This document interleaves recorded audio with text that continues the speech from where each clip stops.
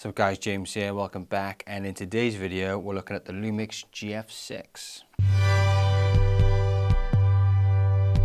So recently I picked up the Lumix GF6, reason being I sold my GX7 a while back to pick up this bad boy, again the Lumix G80.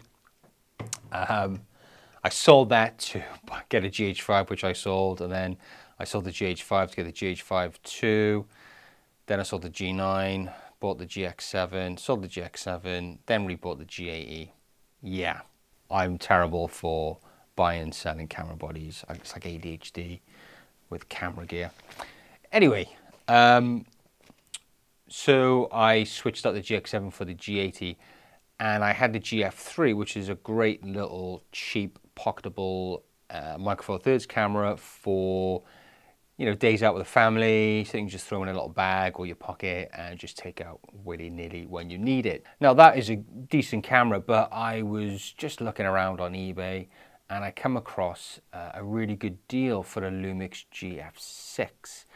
And the one big feature of the Lumix GF6, which I missed and I didn't have on the GF3, was the fully tiltable screen on the back.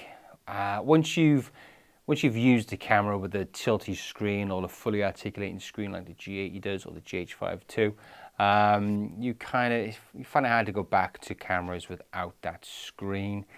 It does help really when it comes to sunny days and you want to kind of, you know, manipulate the reflection on the back of the screen, or you want to get low down and get, you know, low angle shots or high angle shots. So the fully articulating screen for me was a big pull towards the GF6. Also, the GF6 has a 12 megapixel sensor, and a really nice sensor at that. It's an old sensor, but it does produce really lovely images when it comes to photography. You can shoot 4:3, 1:1, 3:2, 16:9 aspect ratios with this camera. So you've got a lot of options there when deciding your aspect ratio. It also has a few gimmicky features such as clear touch to remove things from an image. It also has a lot of presets as well, which I particularly don't use with this camera. Like I said, they are a bit gimmicky, but they are there if you wish to use them. Another thing I like about the GF6 is the fact that it is touchscreen. So it's not blessed with a lot of buttons to navigate the camera with, but it does have a really nice touchscreen. Not the most responsive. Again, don't forget this is an old camera from 2013, but it's nevertheless usable and does come in handy. The Lumix GF6 also has NFC and Wi-Fi connectivity, so that will make it easy if you're on the go and you want to connect your smartphone to your camera for uploading to social media. The camera has a built-in flash for those occasions when you're in dark places, you know, family parties or a cave. You do have flash available on this camera. Video, obviously a lot of people who subscribe to this channel are filmmakers, videographers, people who are keen into video production. This camera does shoot HD. It does shoot a nice HD footage up to 30 frames per second. However, you don't have the slow motion capabilities with this camera. It does give you the option of shooting in 50i, which I would stay away from because it's interlaced and you risk having that combing, flickering kind of look to your image depending on motion within the shot. But it does have 50p, but the sensor readout is actually 25p. So you're not going to get slow motion. I had a little look into it. I'm not too clear on the reasons for 50p, but the readout's 25p. Perhaps it is just to give you a better looking 50 frames per second rather than the 50 interlace. Because when I did speed up the 50p in post-production, converted it to 25 frames per second, it actually sped up the footage. So those frames I don't think actually exist because it's a 25 frames per second readout. So I'm probably butchering the explanation of this, but if anybody does actually have a better understanding of this, and please leave those comments in the comment section down below. I'll be quite interested to find out more about this decision by Panasonic to give us 50p, but only at a readout of 25p. So yeah, bit of a weird one there. You're not going to get any slow motion with this camera, as far as I know. But going back to the video, I used to own the GF7, and the GF7 was a really nice small compact camera. I took it to California, and it did a really good job to capture in the moment kind of footage and stills. But footage, video in particular, one really annoying thing with that camera was the fact that the exposure was fully automatic. There was no manual control over exposure, which for a lot of us out there who are into video, that proves to be an issue when we're trying to obey the 180-degree rule and get in true motion within our video. Good news with the GF6 though is you get full manual control of exposure, which is fantastic. Again, for somebody who's not really into video, you might want to stick it in auto anyway, but for those of us who do take our video a little bit more serious and are sticklers for the 180-degree rule, that is there. You can control it, which is fantastic. The image is pretty good. You put the right lenses on and you have the right conditions, you can get some really lovely HD footage. It's not massive amounts of bit rate and room to push and pull the image in post-production. You think you're talking around 70 megabits per second. And also, if you do have a lot of motion and detail within the shot, it can look a little bit muddy.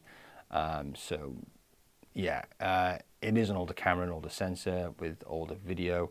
The better quality is going to be the MP4 option within the camera, so make sure you stick with that. AVC HD exists, but that is for your 50i and 50p, which if you like the look of 50p, fine, but yeah, I only use 50p in order to slow it down. So now I mainly bought this GF6 for stills photography. So for me, I like to do a lot of street photography, and having a smaller camera, particularly if I'm out in the day doing a bit of street photography, it's very convenient. It's less inconspicuous. It brings less attention to myself when I just want to document what's around me. So I mainly bought it for that. A couple of things which I don't, well, one thing which really I could do with on this camera is a silent shutter mode. The shutter sound is quite pleasing on this camera.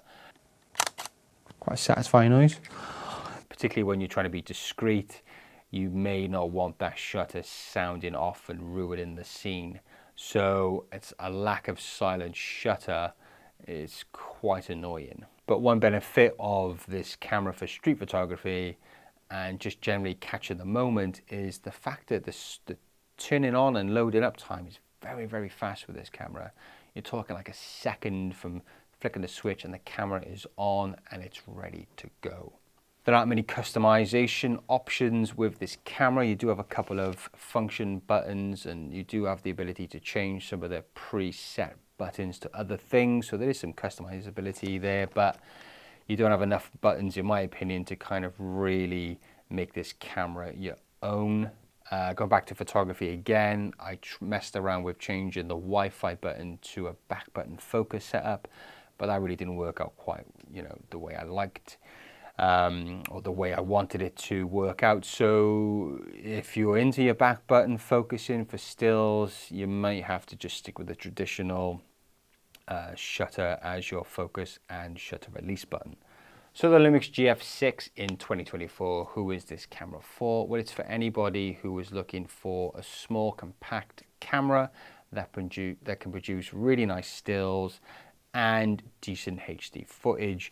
If you're well into your camera gear and you're looking for a camera that's going to give you face detect autofocus, shoot 4K, 6K open gate, crazy burst modes for action shots, this is not the camera for you. This is for the casual fan of photography and somebody who just wants to get a bit of decent looking HD footage. So anybody that's into their travels and want to travel really, really light, and anybody that just wants a cool camera to take out on family days out, or for anybody like myself who has plenty of cameras but wants just something small, neat and compact to put in their bag, and it has the Micro Four Thirds system. There's plenty of lenses to pair the GF6 with as well, particularly this Olympus 70mm f1.8.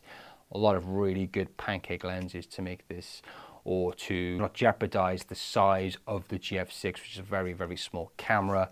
You have the 14mm f2.5, you have the 20mm f1.7 pancake lens as well. So there's such a vast amount of Micro Four Thirds lenses that are pancake styles, very small, that'll work well with this camera. So you'll have a really good stills camera on the go, paired with some really, really lovely lenses. All right, guys, that's it from me. Thanks for watching. Any questions, leave those in the comment section down below. Don't forget to like and subscribe. Until next time, goodbye.